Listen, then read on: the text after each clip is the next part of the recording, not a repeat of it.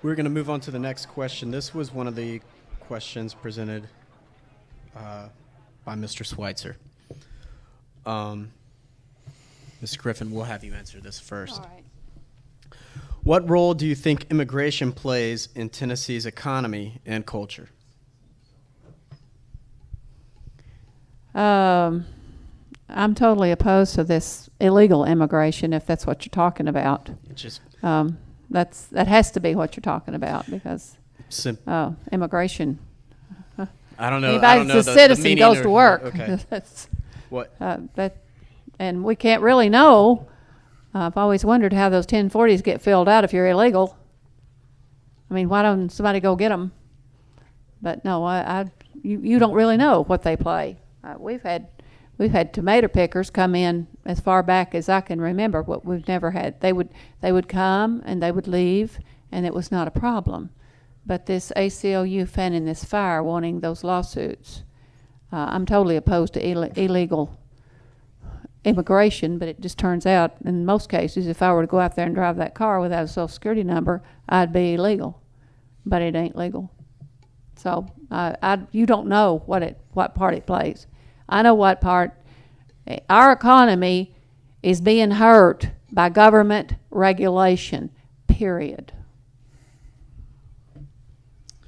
Mr. Marceaux. Hey, I hate to do this to you. Can you repeat that just one more time? What role do you think immigration plays in Tennessee's economy and culture? Okay, I'm about to kick at my history investigation here. Well, I guess I have to go back to the day one, man, when the Pilgrims came here. They really wasn't, they came here in ships. They only came here once a year, maybe once every 2 years, so they could come in there. They only bring like maybe 75 people out of shot every year. So we didn't need a green card then. But I sort of think if they're illegal, they don't have any constitutional rights. But here again, they're still human beings. So I have a plan that I do. And I think it's going to be this. I'll round up anybody that looks like a Mexican, and I'll send them over the border. And if they got a green card, they come back through. And if they don't have a green card, well, then they go and apply for one. And they can be a citizen, just like us, in 10 years. Mr. Schweitzer. And it's not breaking anybody's right, because under the law, if we take the whole, as long as the government picks on all of us, it's not illegal. But if they pick on 29% of us, like they do at traffic stop, they find us, then they come keep looking for us, because they know what we look like. They pick on the same 25 all the time, which is illegal. But now if they picked on the whole 100% at the traffic stop, well, then that would be halfway legal. But so I have to take, I don't want anybody to think I'm a racist or anything, but if we take the whole pile and goodle, it would sort of be legal, and it only takes them a couple of minutes. And if they have a green card, they shouldn't feel bad about it. And I just know they took some of my family's jobs. I know a roofer laying roof for $25 a square. Hey, I used to get $120 a square. That's a big difference.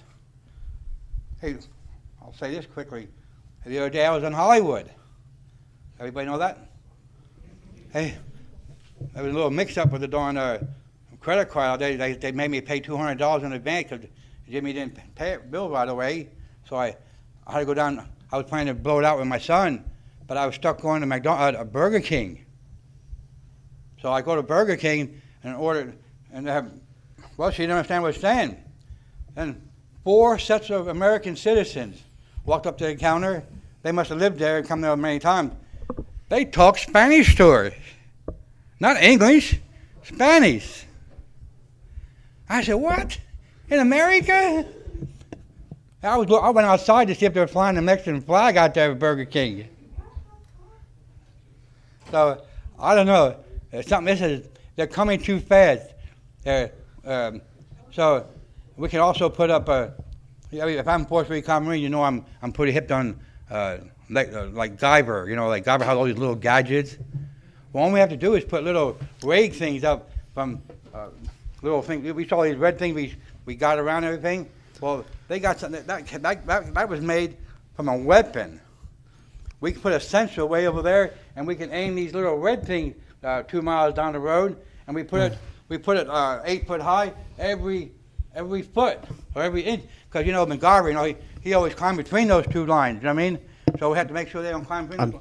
And then I'm sorry, that's time. That's time. We need to go ahead and move on so we can get to more we questions. put a fence up across the border using infrared lighting. It doesn't cost that much. Mr. Schweitzer. And buddy, I'm the one that invited everyone here, so don't cut me off when I'm talking. I'm just trying to be fair to all the candidates on stage. Thank you. Hey, everybody has the right to talk as long as they want. You don't tell him to shut up. I didn't make the rules. They told me 5 minutes. Right, buddy? Well, I try to stay within the time so I don't push the. Well, I don't see any signs out there envelope. that tell me how much time I got. Right, yeah, that's true. That would help. And no one told me either how many minutes I got to answer the question. Okay, I thought Right. we had done that at the beginning, and it was your I invited campaign everybody manager here. that set I the should have time. did that for me, but I didn't think of that. I'm sorry to give everybody signs. Apology. I should have made sign to tell my man here to make sign. Next time we do this, we bring food and we bring signs. Okay, Mr. Schweitzer, what role do you think immigration plays in Tennessee's economy and culture? Well, it's playing a pretty big role, isn't it? And of course, we all know what this immigration thing's about, right? It's about wages. It's about forcing wages down.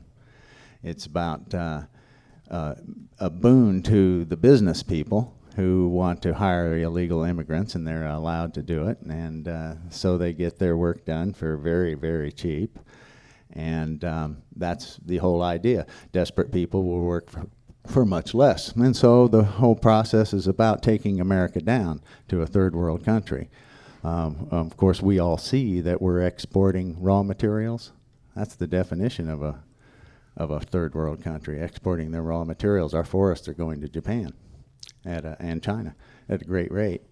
So, and our coal, as far as that goes, so we've got, but the immigration problem is, we have to understand, was created by big business. That's what NAFTA was about. It went in and destroyed the Mexican economy. And by the way, the Green Party's an international party, so we've got a Green Party in Mexico. We talked to those people. We know what's going on. And they came in and destroyed that economy. And they eliminated a lot of sustenance farms where people, remember the Zapacistas? Do you ever hear about that? They eliminated a lot of sustenance farms. So millions of people all across Mexico who supported themselves, who fed themselves, suddenly weren't able to do that anymore. Suddenly big shanty towns show up around Mexico City, right? Oh, there's not enough jobs. Where are they going to go? Someplace where there's a job. Oh, there's employers here that want to have their tomatoes picked, and they need it now, and they're only going to pay this, but hey, come on, it's better than nothing, right? It's all about wages. So to fix that policy, we're going to have to go to the top. And these Band-Aids about walls and, I don't know what all these ideas that they've come up with, they're all Band-Aids because they don't fix the problem. And the problem is Mexican economy has been destroyed and it needs to be rebuilt. And ours is going down too, kind of the same ticket, same kind of scheme, and we need to catch it and rebuild it before it's all gone.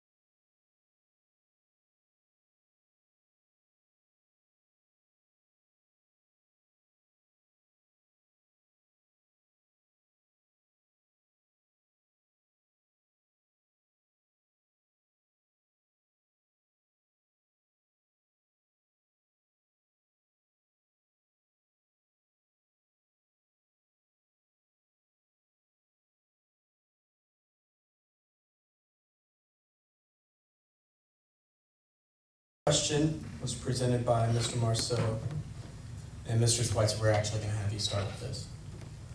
What are your ideas for balancing the state budget and rounding in government spending? Right, well, we need to reprioritize what we're doing. One thing, we give massive tax breaks to corporations. The corporate profits just go untaxed. I mean, that's ridiculous.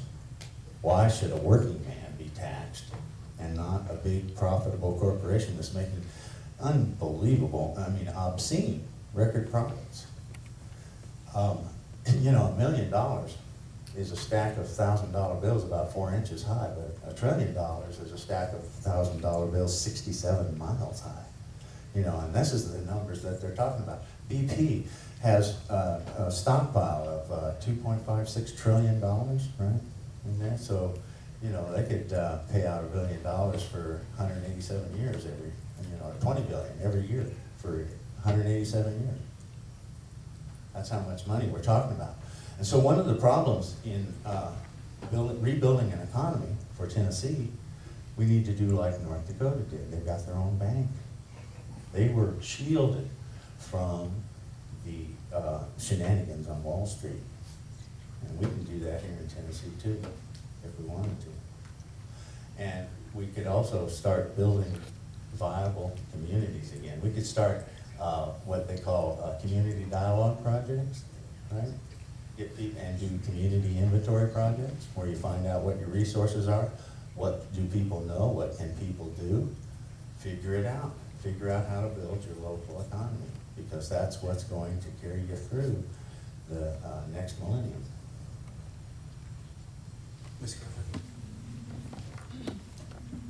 My solution for the economy is, in our county, we're $800,000 off budget this year. And I suggested to them, I said, you're gonna be as mad at me as the king was in 1776, the colonists. Why should I furnish government employees insurance? If we cut the insurance policies for the state employees, and we found out in our county, just by cutting half the premiums, we balanced our budget. You have to buy your own insurance. People who work for the state or for the government should buy their own insurance. And to furnish insurance just fattens the purses of people that we don't want purses fattened with. As I said, the problem. Once I was in the legislature walking the halls for home schools, and the senator asked me, he said, Mrs. Griffin, what do you think about state involvement in insurance? And I said, what's the tallest building in Nashville? And he said, life and casualty.